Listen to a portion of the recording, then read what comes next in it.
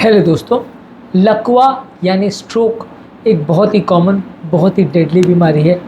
जिस तरह से हार्ट अटैक हार्ट की नलियों को चोक करता है, उसी तरह से लकवे में ब्रेन के अंदर या तो चोकिंग या ब्लीडिंग होती है, जिसकी वजह से ब्रेन का काम रुक जाता है। इसको रिकॉग्नाइज कैसे करें, क्या इसके इंपॉर्टेंट फीचर्स हैं, क्या इसके इंपॉर्टेंट सिम्टम्स हैं, आज इस पर बात करेंगे। यूजली किसी बीमारी को सबसे पहले और जल्दी रिकॉग्नाइज करने के लिए उसके सिम्टम्स को जानना आवश्यक है, और लकवे के केस में तो ये बहुत ज़्यादा इंपॉर्टेंट है, क्योंकि अगर 3 या 4 घंटे के अंदर लकवे का प्रॉपर ट्रीटमेंट नहीं किया गया तो ज़्यादातर पेशेंट्स के ब्रेन में परमानेंट डैमेज हो जाता है। यानी कि हार्ट अटैक से भी कम टाइम मिलता है, क्योंकि हार्ट अटैक में डैमेज 12 घंटे में होता है, लकवे में 3 से 4 घंटे में हो जाता है। तो इसलिए हार्ट अटैक के कंपेरिजन में ये ज़्यादा और डेंजरस बीमारी है और ज़्यादा परमानेंट डैमेज इसमें होता है। ट्रीटमेंट ऑप्शंस बहुत ज़्यादा कम है, इसलिए इसके सिम्टम्स को समझना और ज़्यादा ज़रूरी है। तो आज हम जानेंगे लकवे के क्या सिम्टम्स होते हैं और इसमें फास्ट प्रोटोकॉल क्या होता है। टॉपिक पर जाने से पहले जो लोग हमारे चैनल पर नए हैं उन्हें रिक्वेस्ट करूँगा कि चैनल को सब्सक्राइब करें, वीडियोस को लाइक करें, शेयर करें, फॉलो करें, कमेंट करें, पूरा देखें। सबसे पहले तो लकवे के लिए फास्ट प्रोटोकॉल क्या होता है। फास्ट बेसिकली एक एक्रोनिम है, FAST, इसमें 4 लेटर्स हैं। ये अगर आपको सिम्टम्स किसी भी व्यक्ति में दिख रहे हैं तो लकवे का साइन हो सकता है। इसे आपको जानना और समझना ज़रूरी है, और तुरंत यानी फास्ट एक्ट करना ज़रूरी है, क्योंकि जैसा कि मैंने कहा लकवे के पेशेंट्स में टाइम की बहुत वैल्यू है। जल्दी ट्रीटमेंट करने से फ़ायदा ज़्यादा होता है। ट्रीटमेंट में 2-4 घंटे की भी देरी व्यक्ति के ब्रेन को परमानेंटली डैमेज कर सकती है। सबसे पहले फास्ट में F का फुल फॉर्म है फेस ड्रूपिंग, यानी किसी का अगर चेहरा तिरछा अगर हो जाता है।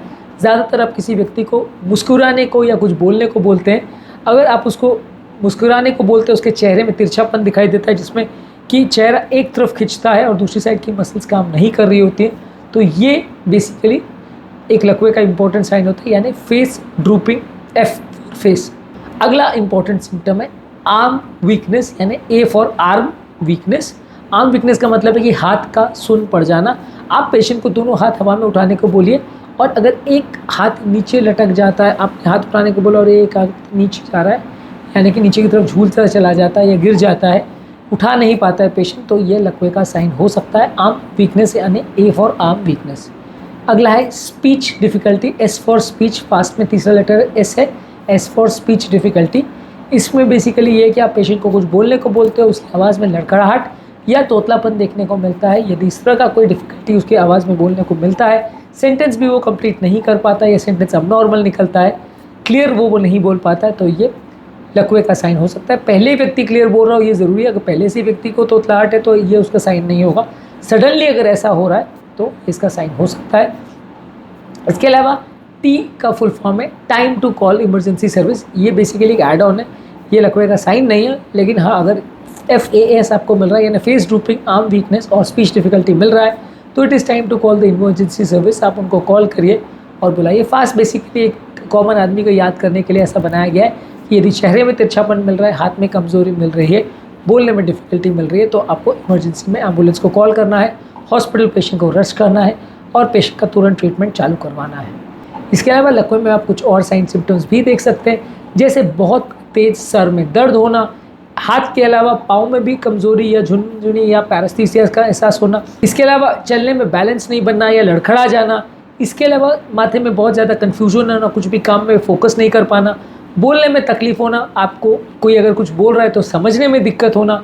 इसके अलावा दिखाई देना कम हो जाना या दिखाई देने में दिक्कत होना, एक के बदले 2 दिखाई देना या धुंधलापन दिखाई देना, बहुत ज़्यादा सीवियर हेडेक होना जिसका कोई और कारण नहीं है, सडनली चक्कर आके बेहोश हो जाना, बैलेंस का कम हो जाना, चलने में लड़खड़ाहट होना और सडनली पेशेंट का बार बार गिरना, ये ज़्यादातर अगर सिम्टम्स हो रहे हैं तो ये स्ट्रोक का साइन हो सकता है।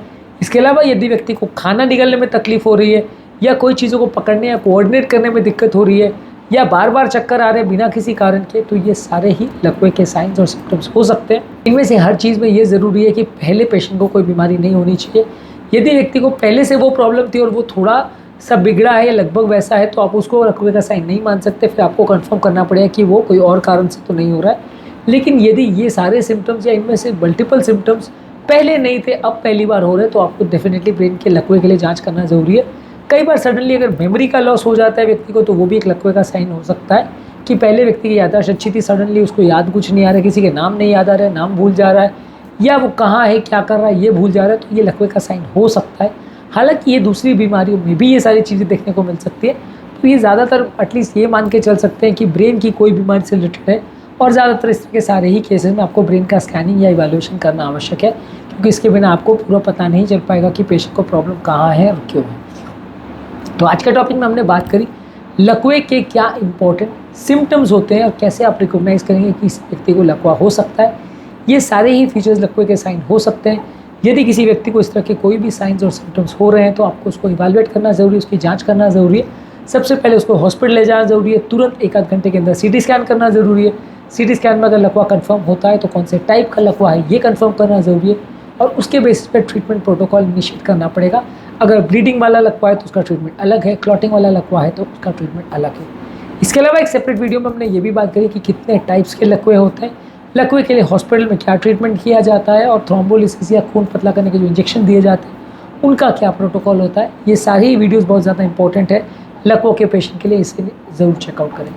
उम्मीद करूँगा कि आज के टॉपिक में कुछ नई बातें जानने को मिली होगी। जो लोग हमारे चैनल पर नए हैं उन्हें रिक्वेस्ट करूँगा कि चैनल को सब्सक्राइब करें, वीडियोज़ को लाइक करें, शेयर करें, फॉलो करें, कमेंट करें।